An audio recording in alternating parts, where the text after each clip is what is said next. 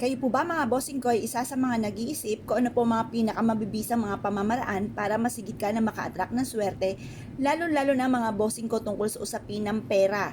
Ako po mga bossing ko ay may share sa inyo na mainam na subukan nyo po itong gawin upang sa ganon ay makamit ang mga pangarap bukod sa sipag at tiyaga at pananalig sa mahal na Panginoon. Proven po ito mga bossing.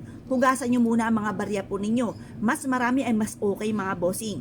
Ngayon pa mga bossing, ang gagawin nyo po matapos itong hugasan ay ibilad po ito ninyo sa sinag ng araw mga bossing ko sa umaga. Gawin nyo po ito ng mga 6:30, alas 7 or alas 8. At pagkatapos mga bossing ko ay gagawin po ninyo, ilalagay nyo po ito at isasalansa ng ayos sa ilalim ng inyong doormat. Tanggalin nyo po muna ang inyong pong doormat mga bossing. At pagkatapos ay isalansa ng ayos ang ating mga barya. At habang sinasalansa nyo po ito ng ayos, kayo po ay nagwi-wish na sa pamamagitan nito, papasok ng walang humpay ang swerte sa akin. Kasi may mga pagkakataon mga bossing ko na ang swerte ay patikim lamang. Para hindi maging patikim lamang ang swerte, para tuloy-tuloy ang pasok ng swerte, ay gawin nyo po ito mga bossing. Makakatulong po ito upang sa ganon, higit na swerte ang dumating po sa inyo at instead na kayo po ay namumblema tungkol sa usapin ng pera, ay magtutuloy-tuloy ang pasok ng swerte. Proven po ito mga bossing.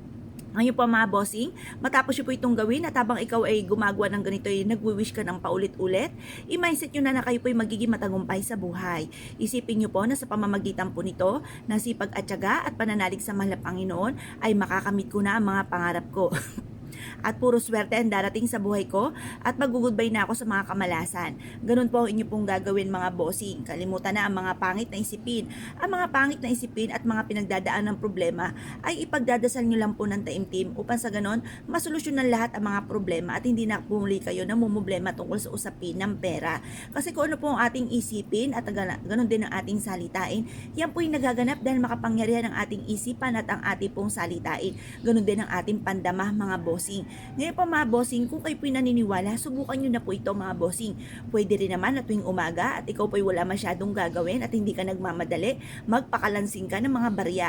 Bagamat kayo po ay nagtatawag ng mga taong inggitero at inggitera, pero yan po ay mas mainam din naman basta't ikaw may proteksyon, hindi yan tatalab sa inyo. Kasi yan po mga bossing ko yung nagtatawag din ng swerte na may kaugnayan sa mga inggitero at inggitera. Ngayon po, mas mainam na ikaw kinainggitan kaysa ikaw ay naiinggit. Ibig sabihin kapag ikay nakainggitan, higit ka kaysa sa kanila. Kapag ikay naiinggit, ay syempre, higit sila sa'yo, kaya ikay naiinggit. O, mas mainam na sila naiinggit. Magkaroon lang tayo ng ganitong proteksyon. Kahit barya, protection po yan sa mga taong inggitera, mga bossing. Pero yung kalansing yan, nagtatawag din po yan ng mga inggitera. Ang silver mga bossing ko na barya ay nagtataboy ng mga kamalasan. At yan po ay nagtataboy din ng mga taong toxic sa buhay po natin, kagaya ng mga taong inggitera, pakilamera at saka mga chismosa mga bossing. Sa mga taong walang magandang idudulot sa buhay po natin, itataboy po niyan mga bossing. Ngayon pa mga bossing, kung kayo po naniniwala at naisyo po itong gawin nyo na po ito mga bossing dahil ito ay simple lang na pamamaraan na ang dulot sa inyo ay swerte. Kaya kung kayo po naniniwala at naisyo po itong gawin, ay siya mga bossing, good luck po sa inyo po lahat.